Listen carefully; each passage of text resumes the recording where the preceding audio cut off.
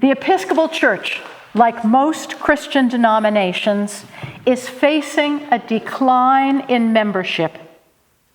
In our diocese, many of our churches can only afford a part-time or shared clergy. As our bishop and chief pastor, how would you lead us to address this trend?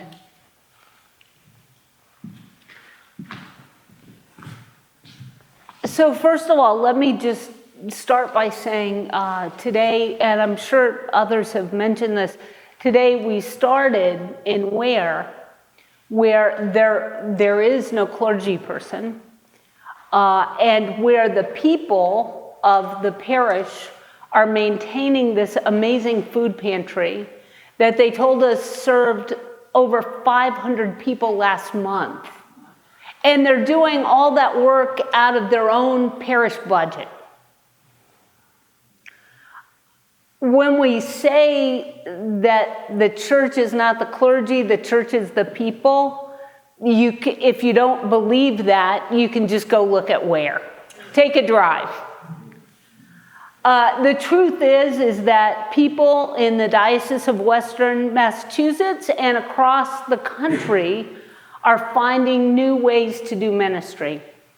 And some of that involves ordained leadership, and more lay leaders are expected to stand up and do more and more. It raises all kinds of really fundamental questions for us as Episcopalians. And I think that the leadership, the structures, the General Convention, bishops, the House of Deputies, we all need to begin to look at this new reality and think about what that means. I'm not going to tell you what it means, but I can tell you some of the things that I'm wondering about. That if you were to call me as your bishop, I would ask us to wonder about together. One of the things that I wonder about is whether or not we've locked ourselves too much in some ideas that don't make sense anymore. For instance, the idea that only priests can consecrate and distribute communion. I think we need to look at the role that deacons could play. We need to be open to the possibility that, those rules and ideas and theologies may have made sense when every church could reasonably afford to have a priest. But if that's no longer true, surely our theology cannot mean that some churches can be rich enough to have Eucharist weekly, while other churches who are poorer have to have a different kind of service. Surely that is not a reflection of our gospel values. So we need to think about that. I also think that the time is coming, and it's coming soon, that we need to think about whether or not all priests need to go to a residential seminary. More and more seminaries are offering non-residential and free programs at CDSP.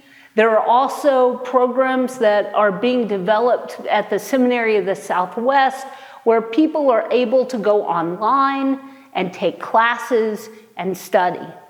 Back in the 1700s, when you prepared for holy orders, you read with a priest. The general ordination exams were meant to ensure that even when people were prepared in other ways, there was a way to standardize our information and to make sure that we all had the kind of preparation to guarantee that Episcopal priests would be well qualified, well educated, and well spoken. We can return to some of those earlier standards.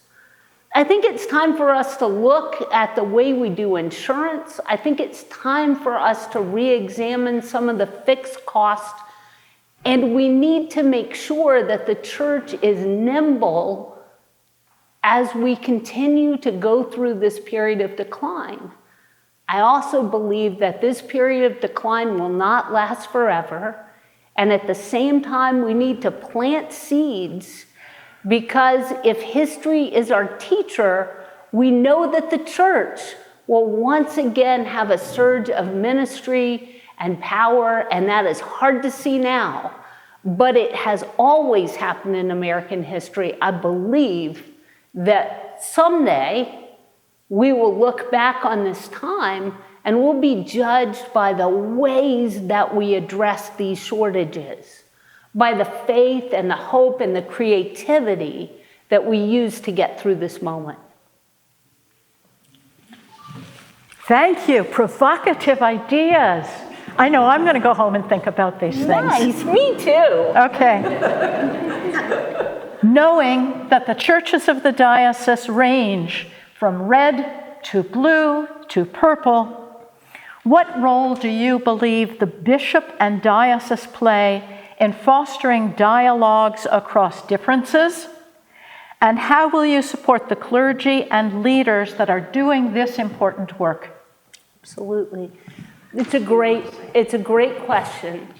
I have always prided myself on preaching from the pulpit as if everyone in my parish disagreed with me politically. Which sometimes was probably just preaching from the pulpit to people that I knew. But I started that early in my ministry because I was ordained in 1999. I was a gay priest at a time that was a really, really dangerous, provocative thing to be. And I had an expectation that I could go to any Episcopal church in this country, hear a prayer book service and a sermon preached with a word I could take for the rest of the week. And I want people, the most conservative people I know, to feel comfortable worshiping in my church. That's how I understand the Episcopal Church to be. It's a place where my most conservative relatives, my most liberal relatives can meet together and worship together and all feel enriched by the experience. In order to do that kind of work, you have to preach and work from a place not of politics, but of values. And I can't think of a better place to look for values than our baptismal covenant. At the end of the day, we all are united in some very basic understandings of the teaching of Jesus Christ. And we know that we need to love God and love our neighbor.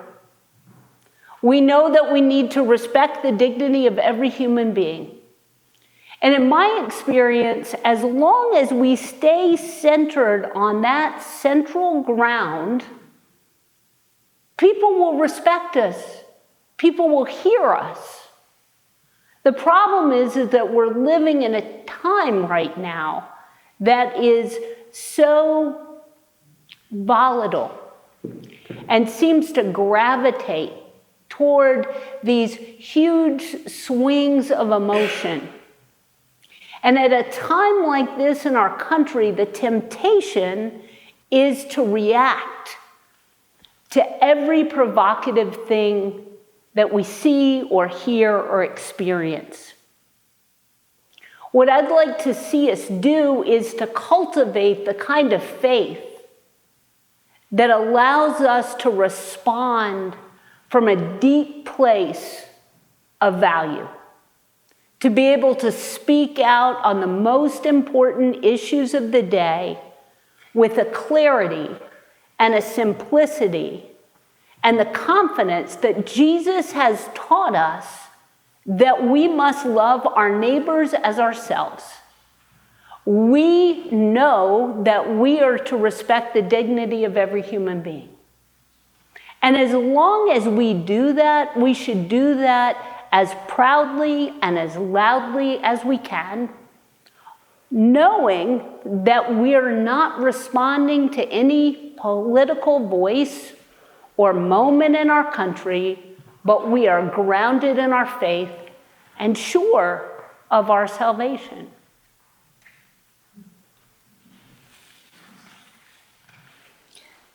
Our next question actually builds on the same issue from a slightly different angle. How do you understand the role as bishop in fostering a sense of belonging and community for people from all cultural and ethnic backgrounds? The amazing gift of the Episcopal Church is that it can contain both the most liberal and most conservative members of my family. We can all share a pew at Christmas Eve, but it also extends beyond this country, right? One of the magical gifts that we have is the gift of the Anglican Communion. And so we truly have brothers and sisters in our faith all across the world. In Africa and Asia, in Hong Kong, in Central and South America, we all share a common value and a common commitment to the Anglican tradition. That has allowed me as a person to lean into the diversity both of the global communion and also in our own individual areas. I am blessed to live in a place much like many of you who live in Worcester do, where we are surrounded by people of different cultures and backgrounds and languages, and what a gift that is. What a gift that is. And so I think that we make space for those conversations and those people by showing respect, by listening to others, and by being willing to be open to learning about different cultures and having our worldview shaped and enriched by those encounters. In my own church, I have done that. I share a church with Our Lady of Guadalupe Parish, which is largely from Oaxaca, Mexico. And that was a relationship that I inherited as rector. And I was a little humbled by that because I don't speak Spanish. And it was a great desire of the congregation that we would be closer. We were able to build relationships largely through food. I like to eat. I like to eat all kinds of food. And it turns out that's a great gift.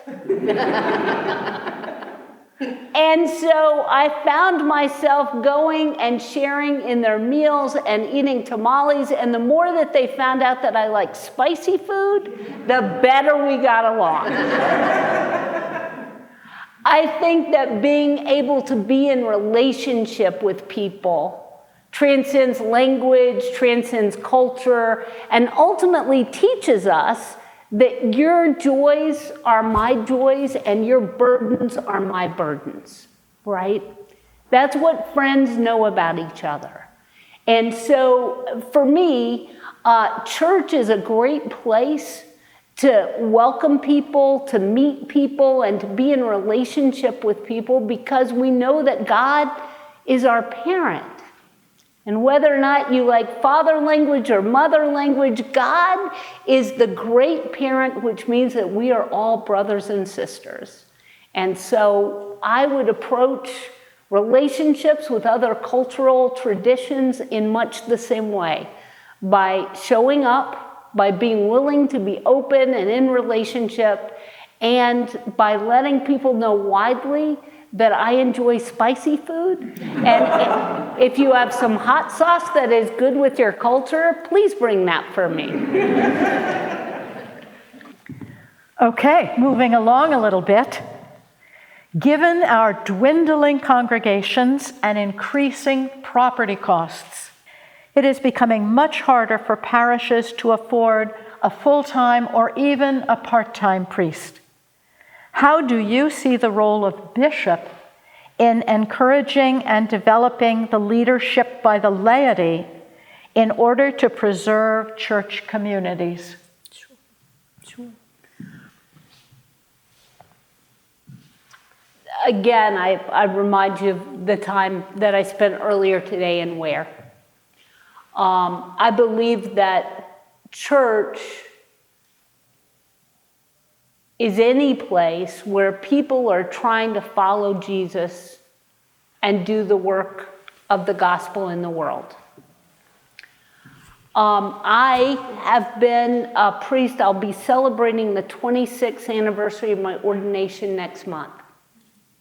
So I have had the privilege of working full-time in the church for a long time. And I will do everything I can in my power, if I were to become your bishop, to make sure that we had as many full-time opportunities for clergy as we could. Because I believe that it takes, at least for me, a long time to grow into being an effective pastor. It takes a long time and a lot of patience from the laity. And I believe that that opportunity should still continue to exist where we can make it. And I have some ideas about that I'll be happy to talk to you about. But sometimes, for whatever reasons, churches are not able to sustain full-time ministry. And the lay leaders of the parish have an opportunity to step up into leadership. And when that happens, that is grace. And we should all be so excited, and the church should be so supportive of that. Because running a church, keeping a community together is hard, holy work. And we can do some things to support lay leaders in that. One of the things that Seminary of the Southwest is doing now is they are also offering classes online for lay leaders to help train them in leading worship and to also help them in understanding the basics of church administration. We can also offer classes in the Diocese of Western Massachusetts that enrich and enhance those skills, because running a church is a particular kind of ministry that takes a long time and a lot of effort to do well.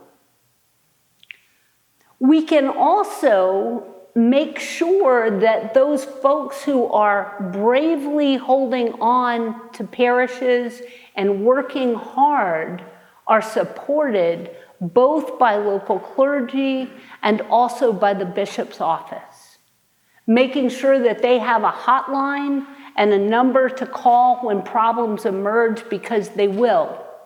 When surprises happen or things go wrong, they need to know that there are people who will get in the car and drive out to wherever they are and help them walk through next steps.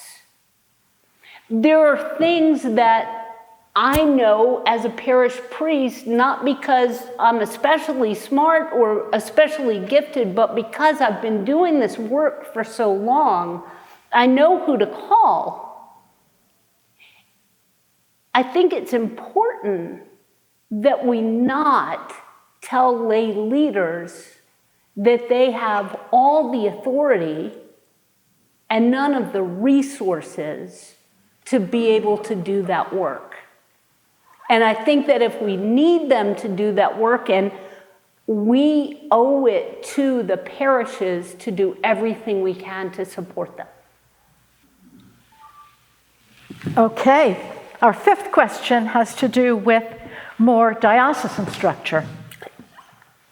The canons of our church call for each diocese to appoint a standing committee which has certain defined roles and responsibilities, amongst which is to act as a body of advice to the bishop. As our bishop, how do you envision working with the standing committee? I have to tell you that the first moment, the first glimmer of thinking that I might be called as a bishop, I never told anybody this, but it was because I loved standing committee so much. And I knew I wasn't supposed to love it as much as I did. And I just really loved it so much. And my favorite moment on standing committee, there was a church in our diocese that had just gone into a property development deal and was going to be coming into a lot of money, right? This is New York. It was a Manhattan church. They were going to be coming into a lot of money. They had never had an endowment. They didn't want an endowment.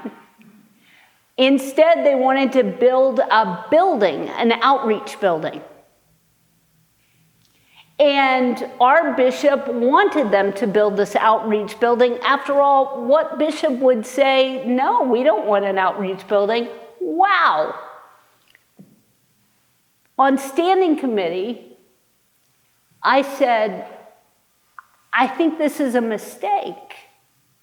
I'd love to have the outreach building, but you need to put some of that money into an endowment.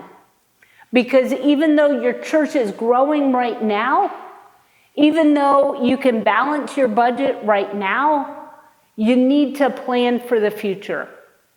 You need to be smart about that.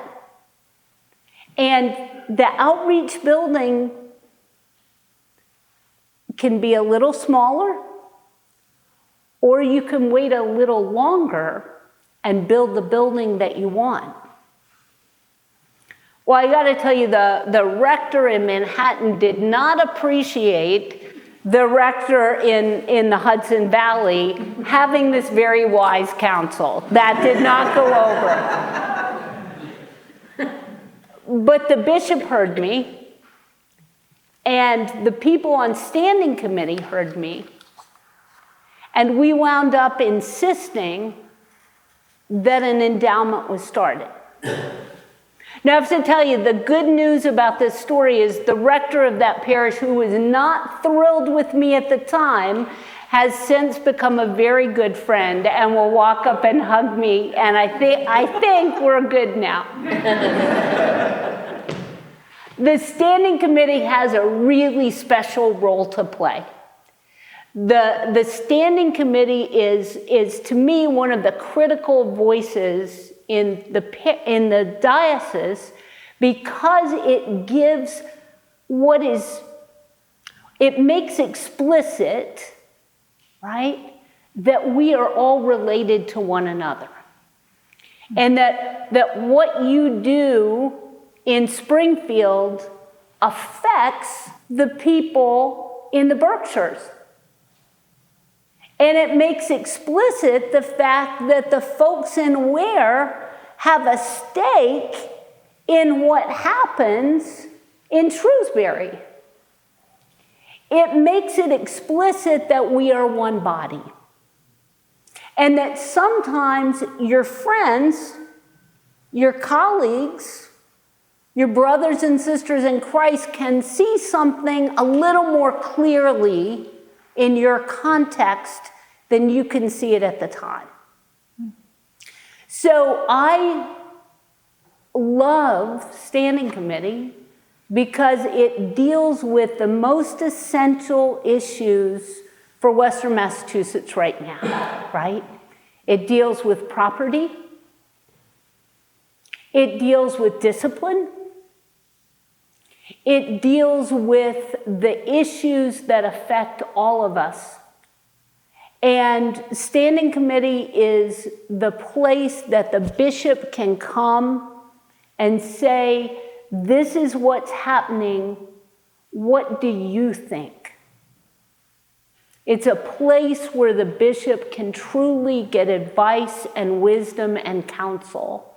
And I think that is such a precious part of our church governance. And I am so grateful to be part of a church that builds that into the fabric of how we govern ourselves.